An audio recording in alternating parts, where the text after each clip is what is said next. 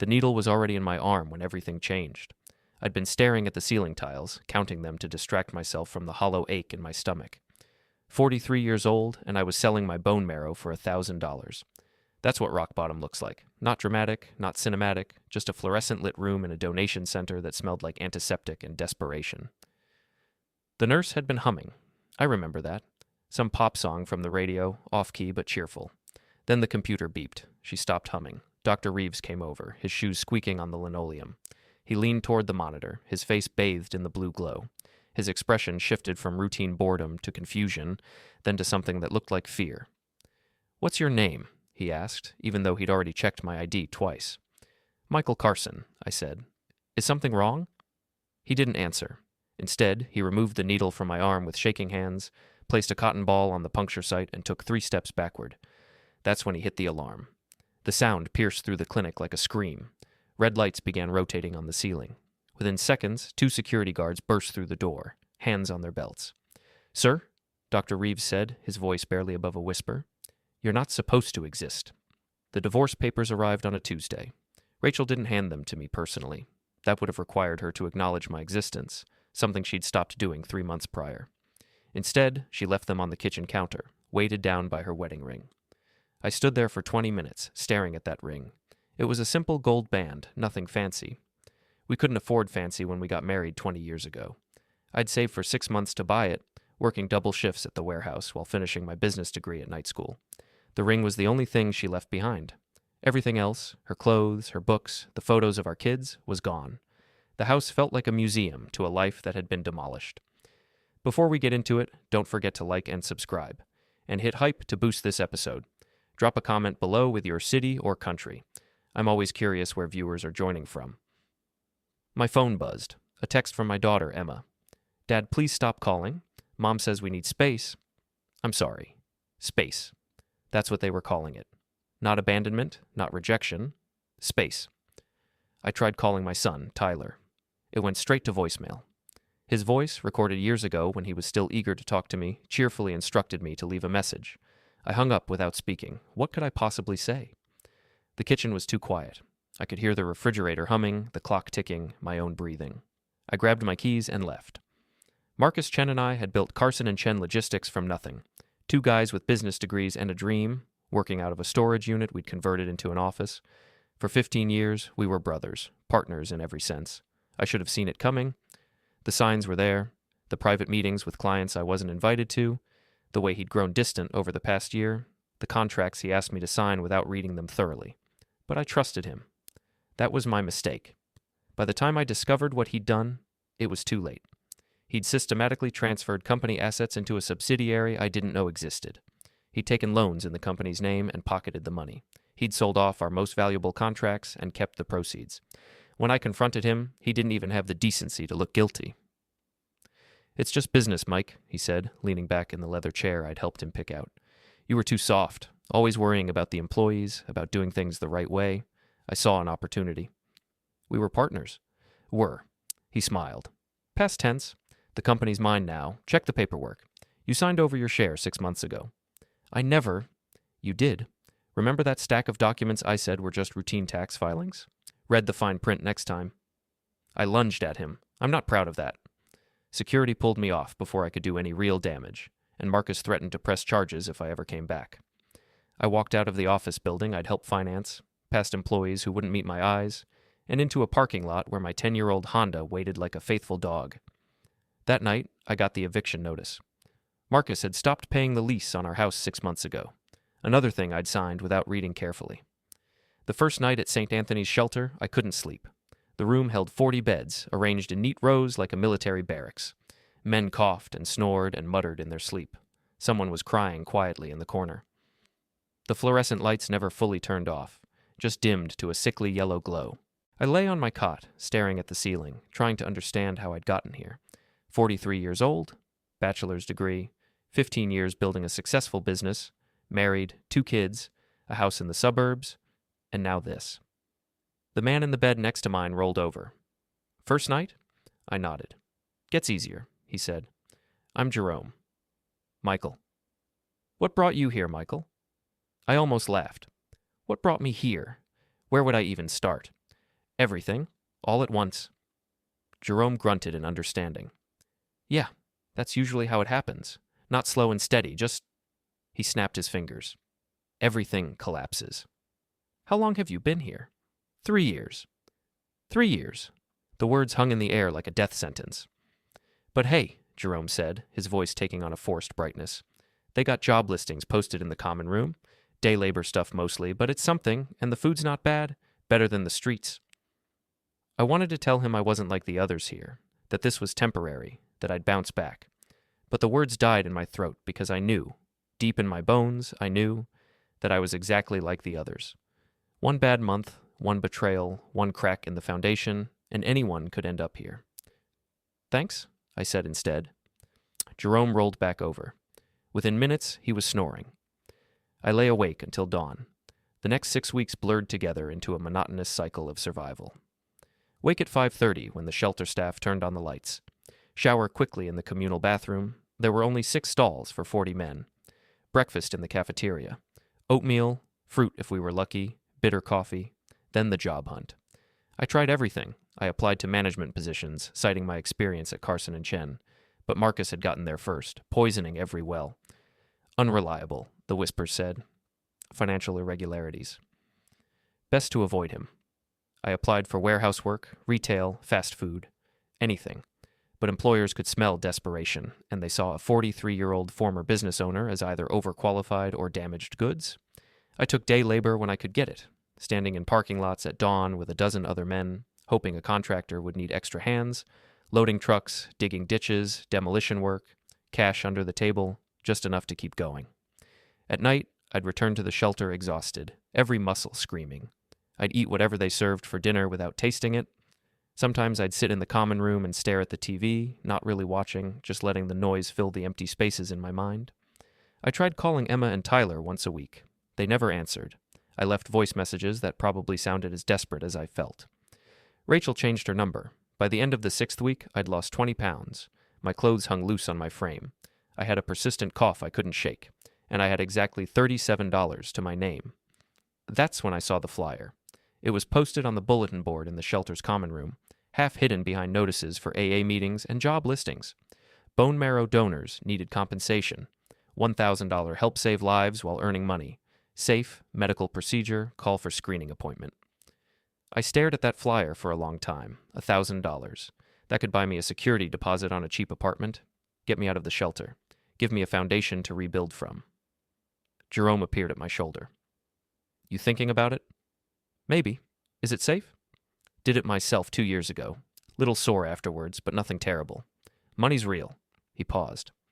Course, you gotta pass the health screening first. They're picky about who they take. What do they screen for? Diseases, mostly. HIV, hepatitis, that kind of thing. They run your blood work, check your medical history. He shrugged. Standard stuff. I pulled out my phone, a cracked iPhone I'd somehow managed to hold on to through everything, and took a picture of the flyer.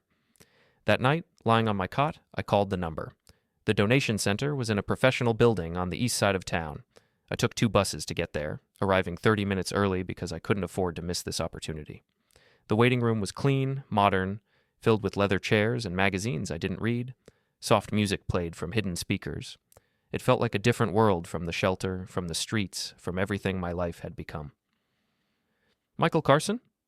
A nurse appeared in the doorway, clipboard in hand. I followed her down a hallway into a small examination room. She took my vital signs, asked me a series of questions about my medical history, and drew several vials of blood. This is just preliminary screening, she explained. If everything checks out, we'll schedule you for the extraction procedure. Usually takes about a week to process the labs. How long does the actual procedure take?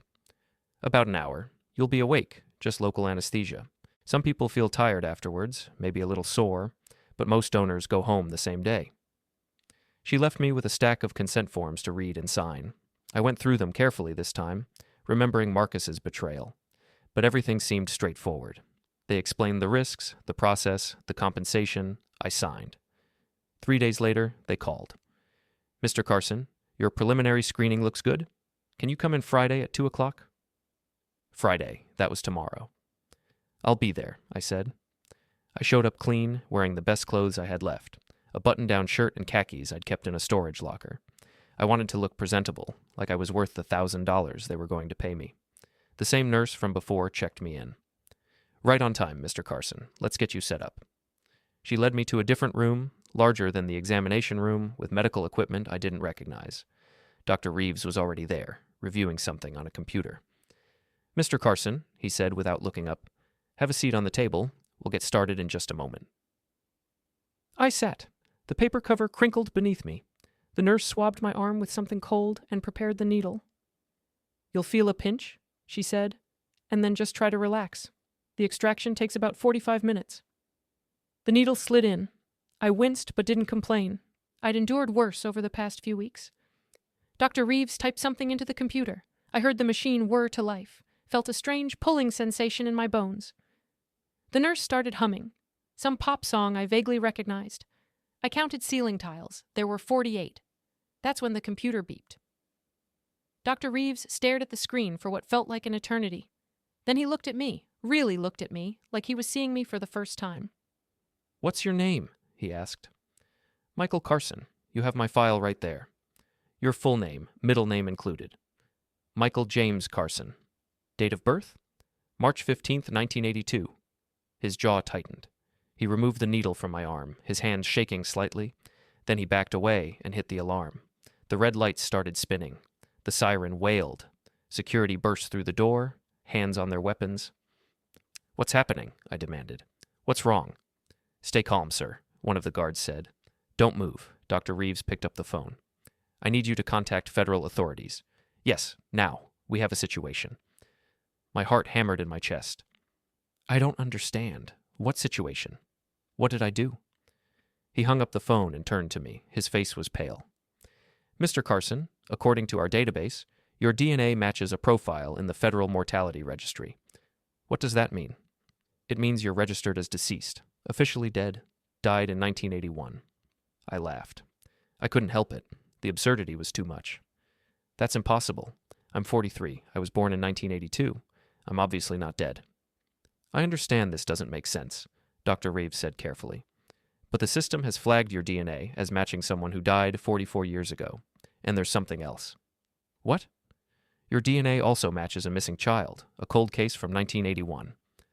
The room tilted. "Missing child? What missing child?" Before he could answer, the door opened again. 2 people entered, a man and a woman, both wearing dark suits. They had that unmistakable federal agent look, expressionless faces, watchful eyes, an air of authority that filled the room. "Mr. Carson," the woman said, pulling out a badge. "I'm Special Agent Martinez, and this is Special Agent Chen with the FBI. We need to ask you some questions." They took me to a small room down the hall. No windows, just a metal table and 3 chairs. Agent Martinez sat across from me while Agent Chen stood by the door. "Am I under arrest?" I asked. "No," Martinez said. "Not at this time, but we need you to cooperate with us. Can you do that?" "I haven't done anything wrong." "We're not saying you have. We just need to understand what's going on." She opened a folder and pulled out several documents. "Tell me about your childhood." "My childhood? What does that have to do with anything?" "Please, Mr. Carson, just answer the question." I rubbed my face. "I don't know. Normal, I guess. I grew up in Columbus, Ohio. My parents were John and Margaret Carson. Dad worked at a factory. Mom was a teacher. We lived in a small house on the west side." "Any siblings?" "No. Only child." "Do you remember anything unusual about your early childhood? Anything strange or out of place?" I thought about it. "Not really. I mean, I don't remember much before I was 5 or 6. Is that unusual?" "It's not uncommon," Martinez said carefully. "Do you have any documentation from when you were very young? Birth certificate, hospital records, photos?" "My birth certificate?" I trailed off. "It got lost years ago when my parents moved. I never got a replacement, and photos. My parents weren't big on taking pictures." Martinez and Chen exchanged a look. "What?" I demanded. "What is it?" Martinez pulled out a newspaper clipping, yellowed with age, and slid it across the table. The headline read, "Billionaire's son kidnapped, feared dead." Below the headline was a photo of a toddler. Blonde hair, blue eyes, maybe 18 months old. "This child," Martinez said, "was taken from his home in McLean, Virginia on July 12, 1981. His name was William Alexander Mercer. He was never found. The case went cold after 6 months." I stared at the photo. The child looked like any toddler. I couldn't see anything distinctive about him. I don't understand what this has to do with me. Mr. Carson, your DNA is a perfect match to the Mercer family, not just a partial match. Perfect, which means you are almost certainly William Alexander Mercer. The words didn't make sense. They were sounds without meaning, syllables that refused to connect into coherent thoughts. That's impossible, I whispered. Is it? Martinez leaned forward. Let's go through this logically. You have no clear memories before age 5. You have no birth certificate. The hospital where you claim to have been born, St. Mary's in Columbus, burned down in 1987, and all their records were destroyed. Your parents are both deceased, so we can't question them. And now your DNA matches a child who disappeared in 1981, a year before you were supposedly born. This is insane. I'm not some kidnapped heir. I gestured helplessly. I'm just me, Michael Carson. I grew up in Ohio. I had a normal life. Did you? Agent Chen spoke for the first time. His voice was quiet but sharp. Or is that just what you were told? The Mercers. Agent Martinez laid out the information like cards in a poker game, each detail more surreal than the last. The family owned Mercer Industries, a conglomerate built on oil, manufacturing, and real estate. They had ties to every major political figure of the past 50 years. Their net worth was estimated in the billions, though the exact figure was hidden behind layers of trusts and offshore accounts. William Alexander Mercer, the kidnapped child, was the only son of Jonathan and Catherine Mercer. Jonathan had died in 1998, a heart attack at age 62. Catherine was still alive, 81 years old, living at the family estate in McLean. There were 3 children total, Martinez explained. William was the youngest. His sisters, Elizabeth and Margaret, are still alive. Elizabeth runs the family foundation. Margaret married a senator and lives in Connecticut. And they never found out what happened to William? The investigation was extensive, but ultimately fruitless. There was a ransom demand initially, but it led nowhere. No body was ever found. After a few years, William was presumed dead. Presumed, I repeated, but never confirmed. Never confirmed, Martinez agreed, which is why his DNA remained in the federal missing persons database. I looked at the newspaper clipping again. The toddler in the photo seemed to stare back at me across 44 years. What do you want from me? We need a definitive DNA comparison. We'll need to collect samples from the family members and run a full analysis. If you're really William Mercer, this will prove it beyond any doubt. And if I am? What then? Martinez closed the folder. Then your entire life changes, Mr. Carson. 3 days later, I found myself in the back of a black SUV, driving through the Virginia countryside. Agent Martinez sat beside me. Agent Chen was in the front passenger seat. A third agent I hadn't met drove. The family has been notified, Martinez said.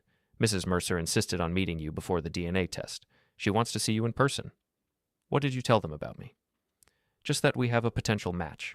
We didn't go into details about your circumstances. She glanced at me. They don't need to know about the shelter or the bone marrow donation. That's your private business? I'd spent the past 3 days at a hotel, courtesy of the FBI.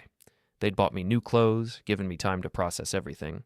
I'd tried calling Emma and Tyler again, desperate to talk to someone, to tell them about this impossible situation. Neither answered. The SUV turned onto a private road, passing through iron gates that swung open automatically. The driveway stretched for at least a mile, lined with old oak trees. Then the estate came into view. It was massive. White columns, wraparound porch, perfectly manicured lawns. It looked like something from a movie, not real life. This is where I was supposedly born? I asked. In the East Wing, Martinez confirmed. The nursery is still there, exactly as it was. The SUV stopped in front of the main entrance. A man in a dark suit, security, obviously, opened my door. We were escorted inside. The entry hall was 2 stories tall, with a grand staircase and crystal chandelier. Paintings lined the walls, probably originals worth more than most people earned in a lifetime. A woman appeared at the top of the stairs. She was tall, elegant, maybe in her 50s, with dark hair pulled back in a severe bun. Agent Martinez, she said, descending the stairs with practiced grace. I'm Elizabeth Mercer. She stopped in front of me, studying my face with an intensity that made me uncomfortable.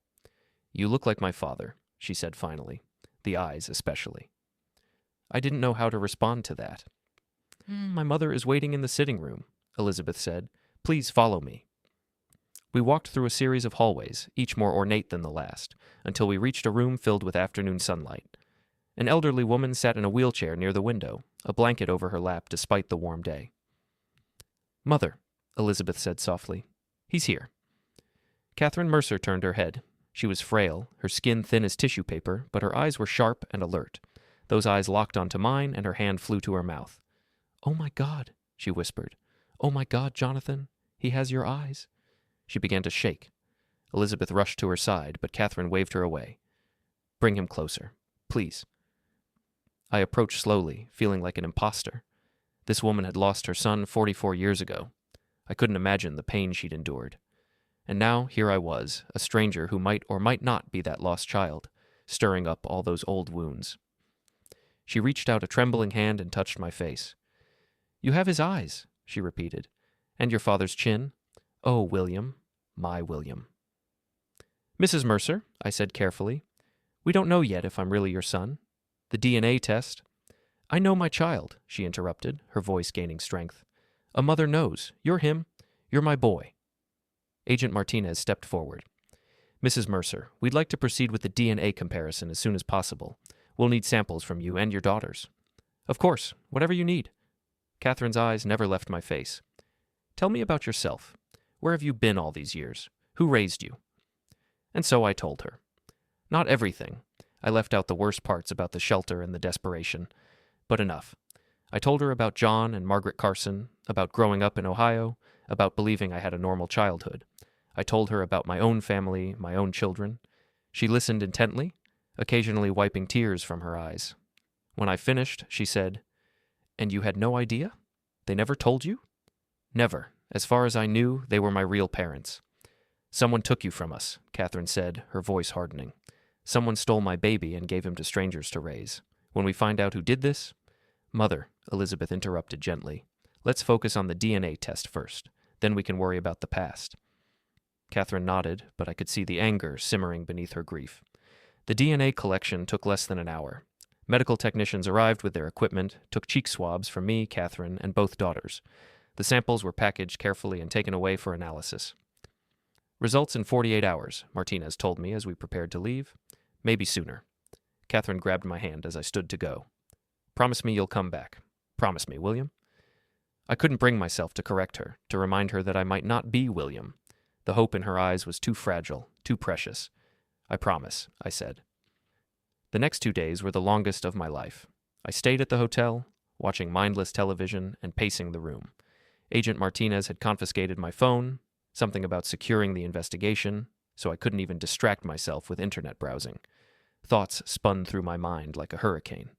Was I really William Mercer? If so, who were John and Margaret Carson? Why had they raised me as their own? Were they kidnappers, or were they innocent pawns in someone else's scheme? And what about the life I'd built? Michael Carson might be a fabrication, but the experiences were real. My marriage to Rachel, my children, my business with Marcus, those things happened. Those memories were mine. If I was William Mercer, did that erase Michael Carson? Or could I be both?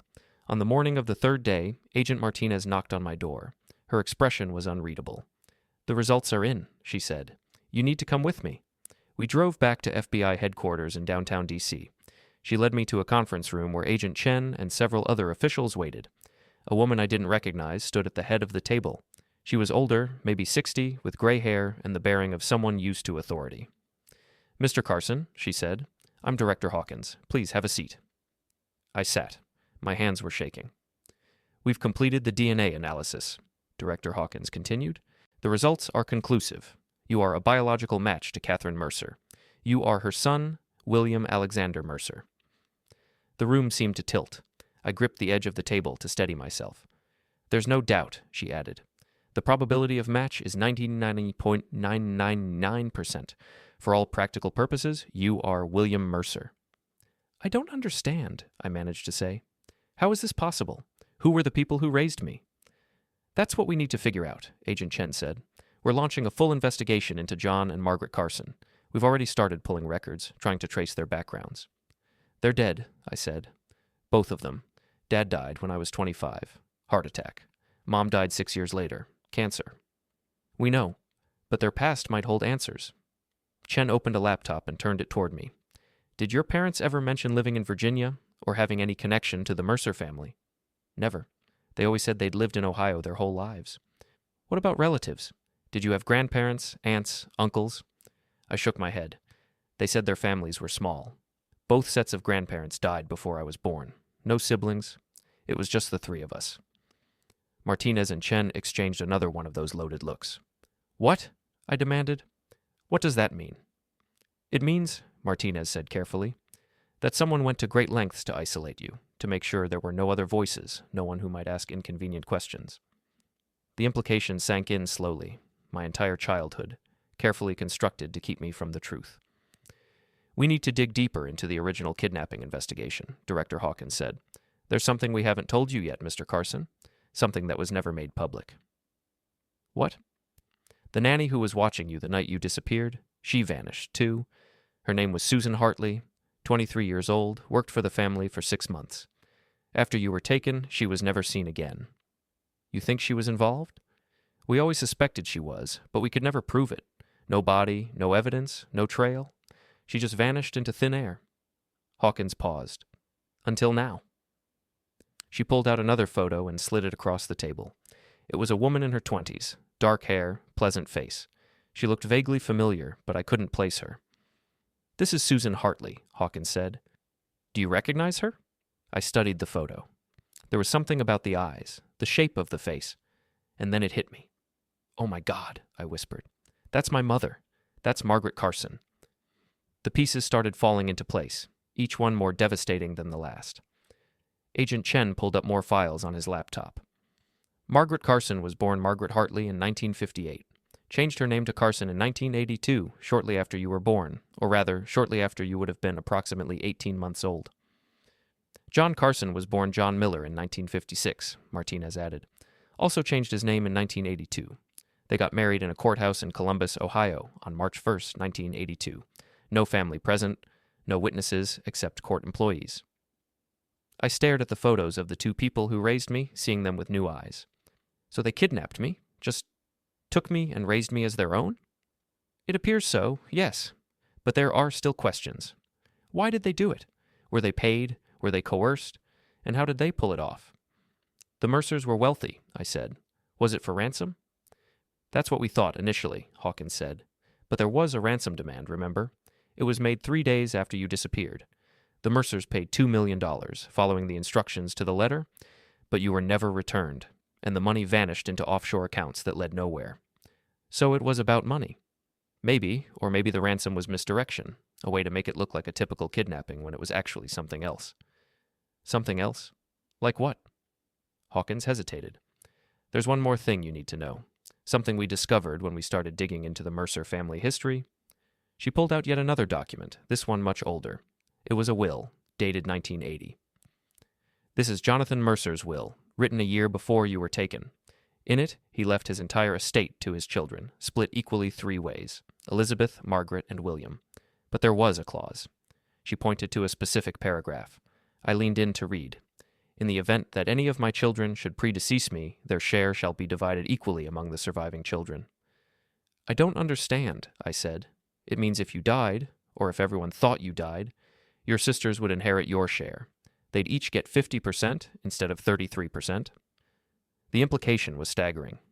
You think one of my sisters was involved in my kidnapping? We think it's possible, Martinez said. Not Elizabeth. She was only 10 years old at the time, but Margaret was 16, old enough to plan something like this, old enough to manipulate Susan Hartley. That's insane.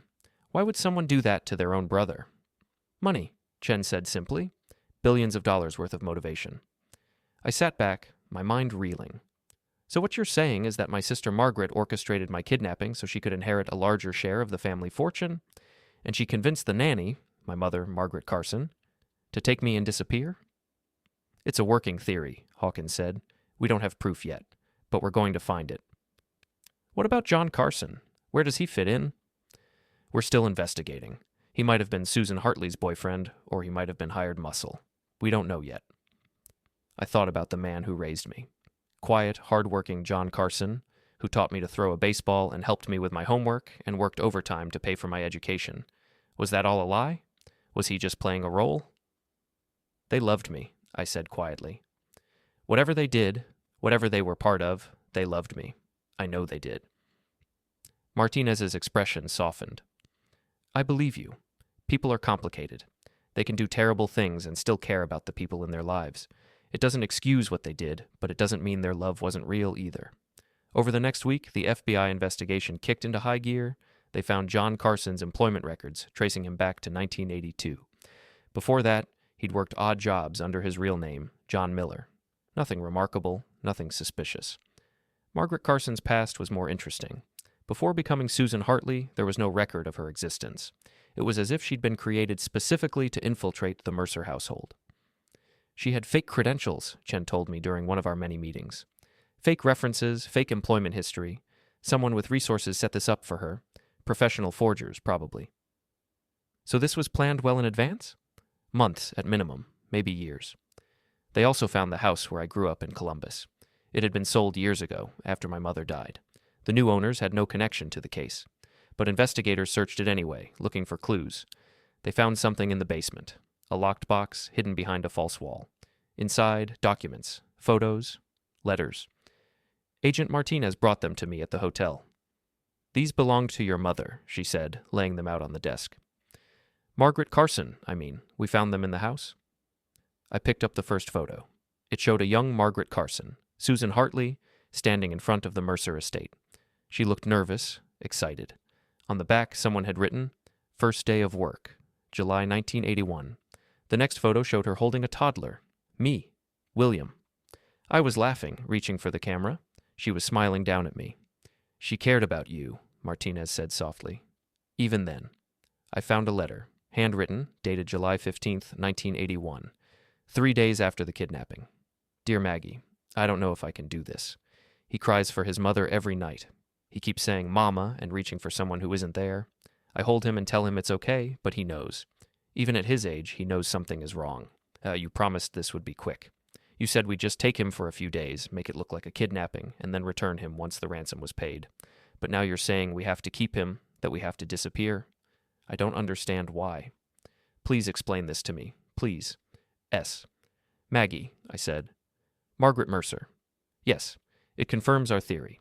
Margaret Mercer was behind the kidnapping, and Susan Hartley was her accomplice. I found more letters, each one showing Susan's growing desperation and Margaret's cold responses. One stood out, dated August 1981.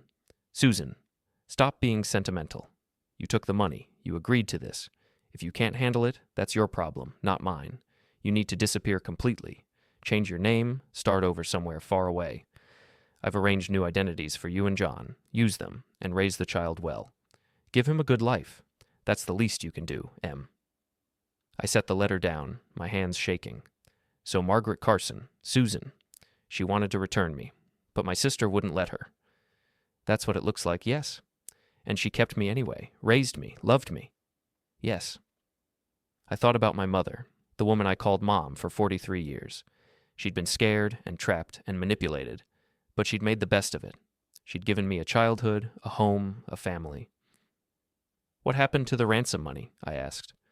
We're still tracing it, but we think Margaret Mercer used it to pay off Susan and John and to fund their new identities. The rest probably went into offshore accounts. So she orchestrated the whole thing, kidnapped her own brother, paid off her accomplices, and then let everyone think I was dead so she could inherit my share of the fortune. That's our working theory. I looked at the photos again, at the little boy who was me and the young woman who became my mother. We need to prove it. The FBI brought Margaret Mercer in for questioning. She came voluntarily, accompanied by a team of lawyers. At 60 years old, she was polished and composed, every inch the senator's wife. I watched from behind one-way glass as Agents Martinez and Chen interviewed her. Mrs. Mercer. It's Mrs. Thompson now, she corrected. I married Senator Thompson 15 years ago. Mrs. Thompson, we need to ask you some questions about your brother, William. My brother who died 44 years ago? What could I possibly tell you about that? We have reason to believe he didn't die. In fact, we have DNA evidence proving he's alive. Her face remained perfectly neutral. That's wonderful news. Where has he been all this time? That's what we're trying to figure out. We're particularly interested in your relationship with Susan Hartley, the nanny who disappeared the same night William was taken. I barely knew her. She worked for my family for a few months, that's all. Really? Because we have letters suggesting you knew her quite well. Letters written in your handwriting discussing the kidnapping. For the first time, Margaret's composure cracked. I want to speak to my lawyers. The interview ended there, but the damage was done. The letters were real, the handwriting would be verified, and the FBI had enough evidence to build a case. 2 days later, Margaret's lawyers called. She wanted to make a deal. We met in a conference room at the FBI building. Margaret sat on one side of the table with her legal team. I sat on the other with Director Hawkins and Agents Martinez and Chen. Margaret looked older than she had during the interview, tired, defeated. I'll tell you everything, she said without preamble, but I want immunity from prosecution. That depends on what you tell us, Hawkins said. Margaret looked at me directly for the first time. I'm sorry, she said. For what it's worth, I'm sorry. Tell me why, I said. Why did you do it? She took a deep breath. I was 16, spoiled, selfish, and greedy. My father had just revised his will, and I realized that if William died, Elizabeth and I would inherit more money. A lot more money. So you planned to kill me? No. She looked horrified. Never. I just wanted you gone. Out of the picture. I thought if you disappeared, if everyone thought you were dead, I'd get what I deserved. What you deserved, I repeated bitterly. I was a child, she said. A stupid, selfish child who didn't understand the consequences. You were 16, old enough to know better. You're right, I was. She looked down at her hands. I met Susan, the nanny, a few months before. She needed money. Her mother was sick, medical bills were piling up. I told her I could help her. You manipulated her. Yes. I told her we'd stage a kidnapping, collect the ransom, and then return William safely. I said she'd get enough money to pay off her debts and start fresh. She believed me. But you never intended to return me. Not after the ransom was paid, no. By then, it was too late. If you came back, the truth would come out. So I told Susan she had to disappear. Gave her money, new identities for her and her boyfriend, told her to raise you and never contact the family again. And she did. She did. She loved you, you know. That wasn't part of the plan, but it happened. She wrote to me occasionally at first, sending updates. I told her to stop. Too risky. Did you ever feel guilty? I asked. Did you ever think about what you'd done? Margaret met my eyes. Every day, every single day for 44 years. I watched my mother grieve. I watched my father die, never knowing what happened to his son, and I carried that weight. But you never came forward. No, I was a coward. There was silence in the room. Finally, Hawkins spoke. What about the money? The ransom? I kept most of it. Used it to fund my lifestyle, my education, my campaigns. Some went to offshore accounts. Some I used to pay off Susan and John. We'll need access to those accounts. You'll have it. I'll give you everything. Hawkins and the lawyers stepped out to discuss the immunity deal. I was left alone with Margaret. For what it's worth, she said quietly, I'm glad you're alive. I'm glad you had a good life, or at least a normal one. That's more than I gave you the right to expect. A good life? I laughed bitterly. I just lost everything. My wife, my kids, my business. I was homeless, sleeping in a shelter. I sold my bone marrow out of desperation. That's how we discovered the truth. She looked stricken. I didn't know. Of course you didn't. You've been living in your mansion, married to a senator, spending money that should have been mine. You're right. Everything I have, I stole from you. The lawyers came back. The deal was done.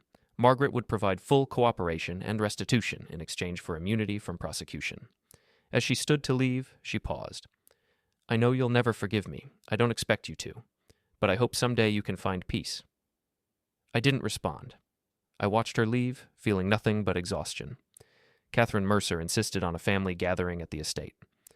I want all my children together, she said when she called me. Please, William, it's all I've ever wanted. So I went. Elizabeth greeted me at the door. She'd been nothing but kind throughout this ordeal, unlike her sister. How are you holding up? She asked. I don't know. I'm still processing. It's a lot. Take your time. The sitting room was filled with people I didn't know. Cousins, nieces, nephews, family friends. They all stopped talking when I entered, staring at me like I was a ghost. Catherine sat in her wheelchair, beaming. Come here, William. Let me look at you. I crossed the room and knelt beside her chair. You're home, she said, touching my face. After all these years, you're finally home. But it didn't feel like home. This place, these people, they were strangers. My home had been a small house in Columbus, with worn furniture and a refrigerator covered in crayon drawings. Still, I smiled for her. "I'm here." The gathering lasted for hours. People came up to introduce themselves, to welcome me back, to share memories of my father. It was overwhelming. Elizabeth pulled me aside at one point. "I know this is strange for you. You don't have to pretend to remember any of this." "Thanks, it is strange. Everyone keeps talking about who I was, but I don't remember being that person." "Maybe you don't have to. Maybe you can just be who you are now." "Who am I now? Michael Carson doesn't exist. He was a fabrication. And William Mercer? I don't know him either." "Then maybe you get to decide," Elizabeth said. "You get to choose who you want to be." It was a nice sentiment, but it felt hollow. I'd spent my entire life believing I was one person, only to discover I was someone else entirely. How do you come back from that? Proving my identity legally was a nightmare. I had to go through the courts to have Michael Carson declared a legal fiction and William Alexander Mercer declared alive. It took months of hearings, paperwork, and testimony. The FBI investigation into Margaret wrapped up. She provided full cooperation, turning over financial records and detailing exactly what she'd done. In exchange for her testimony against the people who'd helped her create false documents, she received immunity. I hated that. She deserved prison. But Hawkins explained that without her cooperation, they might never have gotten the full story. The Mercer family trust was a maze unto itself. As the only son, I was entitled to a significant portion of the estate, but it had been distributed to my sisters decades ago, and untangling it required an army of lawyers. Elizabeth was gracious about it. "Take whatever you need," she said. "This is rightfully yours." Margaret, through her lawyers, agreed to pay restitution, but she'd already spent millions. It would take years to recover it all. I didn't care about the money, honestly. What I wanted was my old life back. I wanted Rachel and the kids. I wanted my business. I wanted to be Michael Carson again. But that person was gone. 3 months after the bone marrow incident, I called Rachel. I'd given her space. I hadn't tried to contact her or the kids, even though it killed me. But now I needed to talk to her. I needed to explain. She answered on the 3rd ring. "Michael." "Hi, Rachel." "I heard about what happened. It's been all over the news. You're a billionaire now?" "Technically, I'm heir to a $1 billion estate. It's not quite the same thing." "Still, that's... wow." There was an awkward pause. "Rachel, I wanted to talk to you about us. About what happened." "Michael, I know you left because I lost everything, because I couldn't provide for you anymore, and I understand that, I do. But things are different now." "That's not why I left," she said quietly. "What?" "I didn't leave because you lost your money. I left because you gave up. You stopped fighting. You just collapsed." Her words hit like a punch to the gut. "When Marcus betrayed you, when we lost the house, I wanted to fight with you. I wanted us to rebuild together, but you just accepted it. You stopped trying." "Rachel, I'm sorry for the way I did it. I should have talked to you instead of just leaving, but I couldn't watch you destroy yourself anymore." I didn't know what to say. "I'm glad things worked out for you," she continued. "I really am, but we're not getting back together. I've moved on. The kids need time. They were hurt when you disappeared, when you stopped calling. They're processing a lot right now. Can I see them? Please?" She hesitated. "Let me talk to them. I'll see what I can do." "Thank you." She hung up. I sat there for a long time, staring at my phone. I'd thought that once I had money again, everything would go back to normal. But normal was gone. The life I'd built as Michael Carson was over. 2 weeks later, Rachel called again. "Michael, can we meet for coffee?" Something in her tone put me on edge, but I agreed. We met at a cafe downtown, one we used to go to back when we were dating. She looked good, better than good. She'd gotten her hair done, was wearing a new outfit. She smiled when she saw me. "Hi," she said, sliding into the seat across from me. "Hi." We ordered coffee, made small talk. It felt forced, artificial. Finally, Rachel said, "I've been thinking about what you said, about us. And maybe I was too hasty. Maybe we can work things out." I stared at her. "You said you moved on." "I know, but, Michael, this is a lot of money we're talking about. For the kids' sake, don't you think we should try again?" "The kids' sake." "Right. Rachel, when I was sleeping in a shelter, when I had nothing, you wouldn't even return my calls. I was angry. I was hurt. People make mistakes. You left me at my lowest point. You took the kids and disappeared. And I'm sorry about that. But we can start over. We can be a family again. I looked at this woman I'd spent 20 years with, and I saw a stranger. No, I said. What? No, we can't. You weren't there when I needed you. You didn't want me when I had nothing to offer, so you don't get to come back now that I have something again. Michael, be reasonable. I am being reasonable. For the first time in months, I'm seeing things clearly. I stood up. You weren't with me at my lowest. You don't deserve to see my highest. I left her sitting there. It felt good. Emma and Tyler agreed to meet me for dinner. We met at a nice restaurant. Nothing too fancy, but nicer than anything we'd done as a family in recent years. I arrived early, anxious. They came in together, looking uncomfortable. Emma was 19 now, in college. Tyler was 17, a senior in high school. They'd both grown so much in the months since I'd seen them. Hi, Dad, Emma said cautiously. Hi, sweetheart, Tyler. Hey. We sat, ordered food. The silence was excruciating. Finally, Tyler said, So you're, rich now? For real? It's complicated. But yes, I have access to significant resources. That's cool, he said, but he didn't sound impressed. Emma played with her napkin. We saw the news stories about the kidnapping and everything. Is it really true? It's true. So you're not even our real dad? The question hung in the air. I'm your dad in every way that matters, I said carefully. I raised you. I loved you. That doesn't change just because my biological identity turned out to be different than I thought. But you're technically someone else, Emma said. William Mercer, not Michael Carson. Legally, yes, but I'm still me. I'm still the person who taught you to ride a bike, Tyler. The person who helped you with your college applications, Emma. That hasn't changed. But you lied to us, Emma said, tears welling up. Our whole lives, you lied. I didn't know I was lying. I thought Michael Carson was real. I thought that was who I was. Why didn't you tell us when you found out? I tried. I called you both. You didn't answer. Emma wiped her eyes. We were angry. Mom said you'd given up, that you'd stopped trying to fight for us. I never stopped fighting for you. I lost everything, but I never stopped loving you. Tyler looked at me. Then why did you disappear? Why did you stop calling? I didn't. I called every week. You never answered. He frowned. Mom said you weren't calling anymore, that you'd moved on.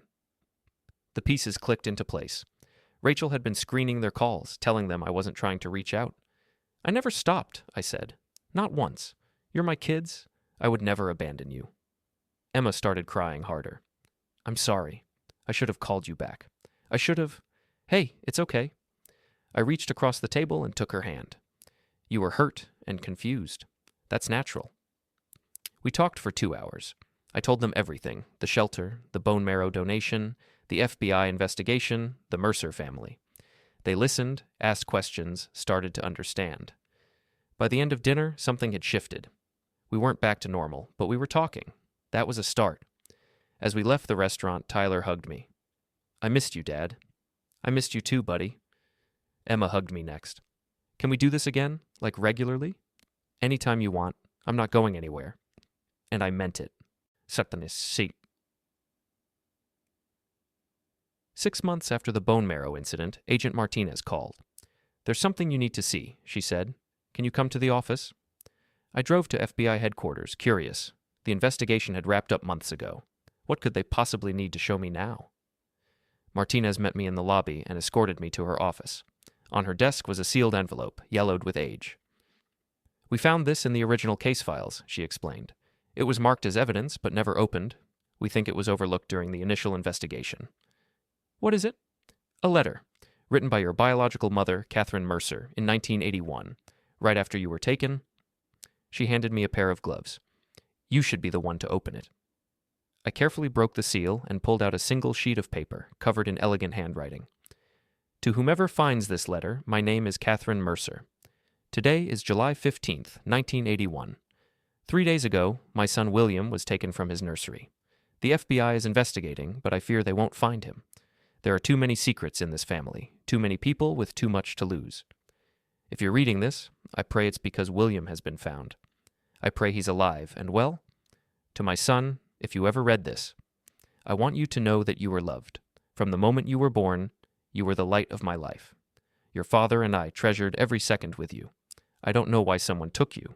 I don't know if it was for money or revenge or something else entirely, but I want you to know that we never stopped looking.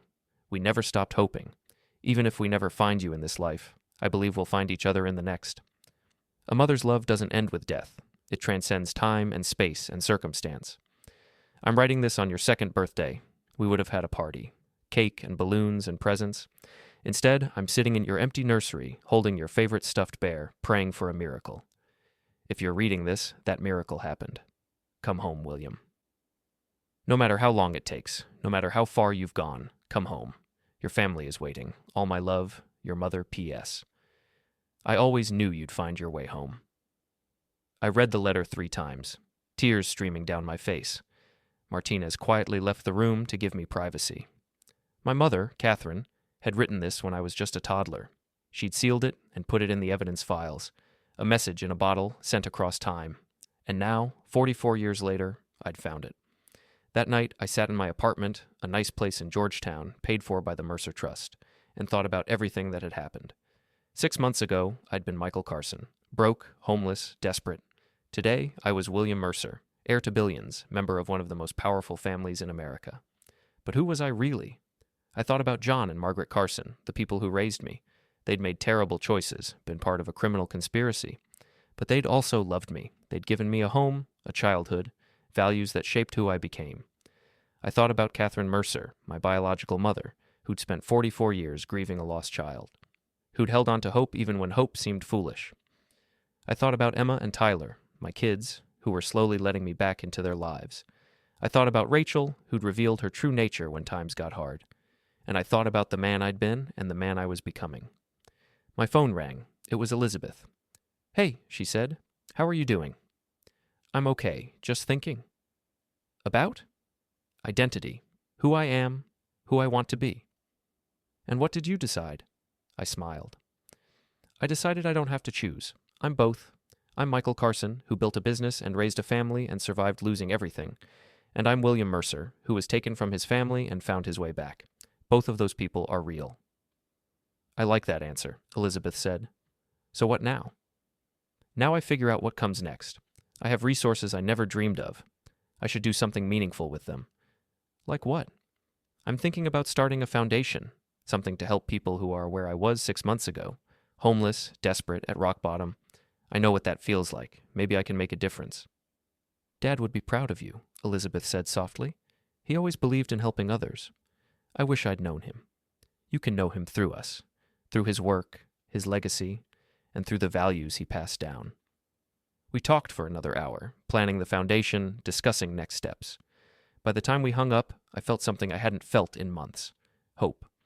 1 year after the bone marrow incident, I stood in front of a new building in downtown D.C.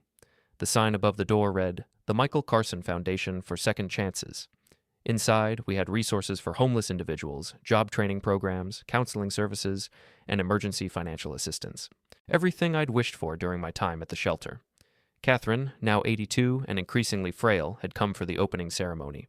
She sat in her wheelchair, smiling. "You named it after the man who raised you," she said, "not after your biological family." "He gave me a life," I said. "Even if it was based on a lie, it was still a life. I want to honor that." "You're a good man, William." "Michael," I corrected gently. "I go by Michael now, Michael Carson Mercer." She nodded. "Michael, then." Emma and Tyler were there too, helping with the final setup. They'd spent the summer volunteering at the foundation, getting to know the people we were helping. "Dad," Emma called. "The reporters are here for the interview." "Be right there." I took one last look around the space. This was it. This was my new purpose. The reporter was young, eager. She set up her camera and launched right into questions.